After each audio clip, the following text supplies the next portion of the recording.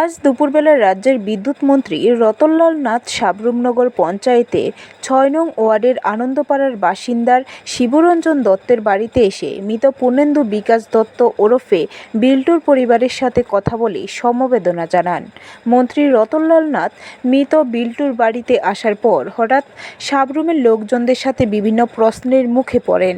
সাবরুমে বহির্রাজ্যের বেসরকারি সংস্থা ফিডকো নামক বিদ্যুৎ পরিষেবা নিয়ে মৃত পূর্ণেন্দু বিকাশ দত্তের পরিবারের লোকজনদের সাথে কথাবার্তা বলার পর বৃহস্পতিবার রাত্রিবেলায় হালকা বাতাসে ছিঁড়ে পড়া বিদ্যুৎ ও পরিবাহিত তারে বিদ্যুৎস্পৃষ্ট হয়ে ঘটনাস্থলে মৃত্যু হয়েছিল পূর্ণেন্দু বিকাশ দত্তের। সেই দুর্ঘটনাস্থানে গিয়ে প্রত্যক্ষ করে যান মন্ত্রী।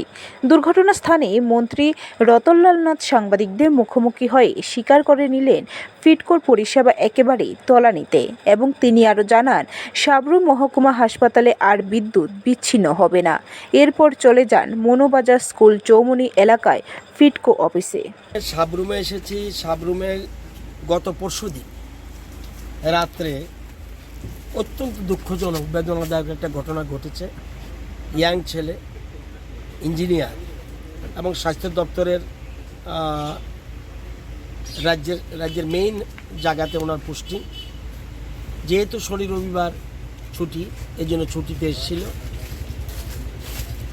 এখানে এসে বাড়ি যাওয়ার পথে, টাউন থেকে বাড়ি যাওয়ার পথে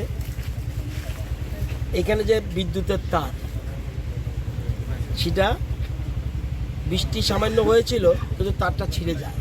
ছিঁড়ে যাওয়ার পরে পরবর্তী সময় এই তারটাতে কারেন্ট আছে না না আছে এটা কোয়েরি না করেই বন্ধ হয়েছে, আবার চালু করেছে, বন্ধ হয়েছে, চালু করেছে। এই যে গ্যাপ, এই গ্যাপের সময় কারেন্টটা চালু অবস্থায় তারটা ছিঁড়ে রয়েছে।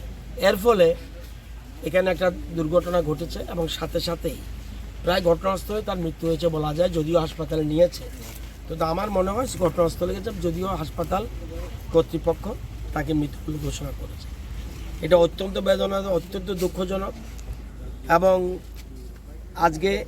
কালকে আমি দেখার পরে আজকে সকালে এসেছি। এখানে আমাদের দুই বিধায়ক এবং আমাদের ভারতীয় জনতা পার্টির যিনি ডিস্ট্রিক্ট প্রেসিডেন্ট ওনাকে সহ এবং আমাদের এমডি সহ ফিডকোর লোকসহ এখানে এসেছি। ওদের বাড়িতে গেছি সমবেদনা জানানোর জন্য। এটা যার ছেলে গেছে সে বুঝতে পারে কত কষ্ট। তবুও তাদের পাশে গেছি। তাদের কি করা উচিত, আমি ছেলে ফেরত দিতে পারবো না, কি করা উচিত এটা তাদের একটু অ্যাডভাইস দিলাম।